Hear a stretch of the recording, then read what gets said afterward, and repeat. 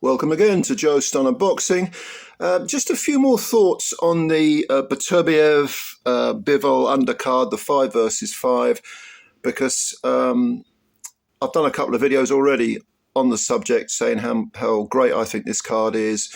And, you know, I enjoyed the whole sort of dancing rah-rah girls, you know, cannons going off, all the hyperbole, you know, that accompanied the sort of unveiling of the 5 versus 5. I thought it was great pantomime shtick, really good fun. I'm not cynical about that sort of nonsense. And of course, you know, Frank and Eddie are going to hype it up even further. They are promoters. That's what they do. That's their job. But I was talking to some people I know who are, you know, either my age. Actually, one guy's even older than me. A few are sort of in their 40s. And we were debating the card in historical terms, because I know this is something that people of my age and maybe a little younger do, because we are old enough to remember a lot of the great cards of the last, you know, 30, 40, even pushing 50 years. And to compare and contrast is always good in historical terms. Now, of course, it has to be said that you know, sometimes we remember things with rose-tinted glasses. Sometimes we overreact to things that are in the present. But there's one thing that that was raised that I think bears mention, and that is that with cards from the past, you can go back and look at them, as I did in one of my previous videos. I looked at some of the Don King cards in particular, were stacked in the first half of the 90s. There were some fantastic, you know, marathon bonanzas of brilliant boxing with all sorts of, you know, 4, 5, 6 title fights on them, and some great fighters who would go on to be legends, and some fighters who aren't as readily remembered, but are, you know, were very, very good fighters. But the one thing that needs to be mentioned is we have the luxury of looking back and assessing it from a historical perspective. Now, with this card, we'll only be able to truly judge it, the Riyadh card,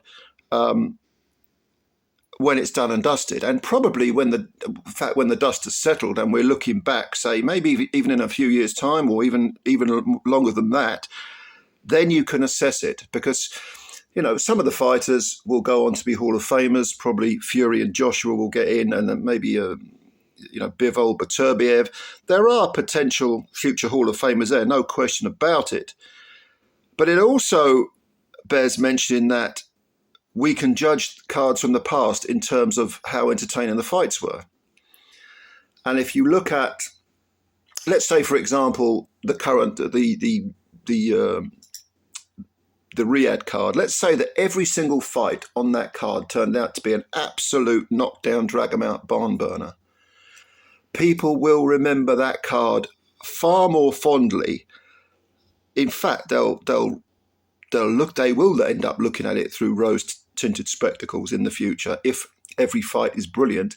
Whereas if, you know, some of the fights disappoint, and, you know, it's a bit of the whole thing's a bit of a disappointment, people will look back and say, oh, well, you know, that was a damp squib, wasn't it? And yeah, I remember that. I remember all the fanfare, but didn't live up to it. With cards from the past,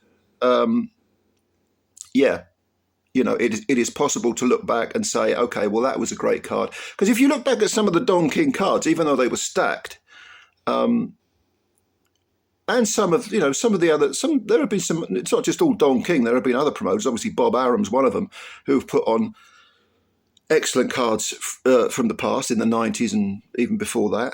But it's all very well looking at the names, but sometimes the fights didn't deliver. You know, sometimes they weren't very interesting fights, or they just, you know, they were bore fest in some cases. Very often they did deliver. So something like, you know, Julian Jackson against Gerald McClellan, the first fight was brilliant. And, you know, Tyson Holyfield, the first fight, for example. I mean, I'm just putting names out of the top of my head, but yeah, they delivered. But for everyone that delivers, there's one that probably doesn't. You know, Henry Acamonde was on a few cards, and he was not the most entertaining of fighters. Very technical, upright, lanky guy, good fighter, but perhaps not the most entertaining. And sometimes you just get, you know, fights that are forgotten, deservedly so. So I think we'll only be able to judge this card with the benefit of hindsight, put it into historical perspective when it actually becomes history. My advice to anyone, and this was a view shared by the people I was talking to, would be just enjoy it while it's here, because this is a golden age of boxing. I thought that before the Saudi thing happened. I thought that there were so many great fighters around. I thought the whole notion that boxing was dead or dying or whatever was completely nonsensical. I think this really illustrates it. You know, we've got a lot of talent in all sorts of divisions in boxing. Enjoy it while it's here. Make hay while the sun shines. And for Christ's sake, don't be cynical, because so many people seem to think that cynicism is the equivalent of being skeptical. Skepticism is great. One should always be, you know, have an eye on hyperbole, have an eye on promotional exaggerations, but at the same time, don't be cynical, for Christ's sake, because that's the death knell of any enjoyment in life. Be realistic, but at the same time, accept that emphasize the good as well as the bad. Some people, they seem to feel that they are elevating themselves in some sort of intellectual term by simply being negative or pessimistic. Or maybe they're just plain scared to enjoy themselves. Because when you say, I'm really looking forward to this, you're opening up the door to be disappointed. Have no fear. I think this card will deliver. But in historical terms, we'll have to wait. So just a few further thoughts on the whole Riyadh thing. Comments below, as always. Do you agree with me? Do you disagree with me? Do you want to make a point? Please do so. And of course, if you are new to the channel, please subscribe and also hit the like button. You'd be helping us out a great deal, and spread the word with all your mates about Joe Stunner Boxing. Thank you very much for your time, as always, and I will catch you later. Bye for now.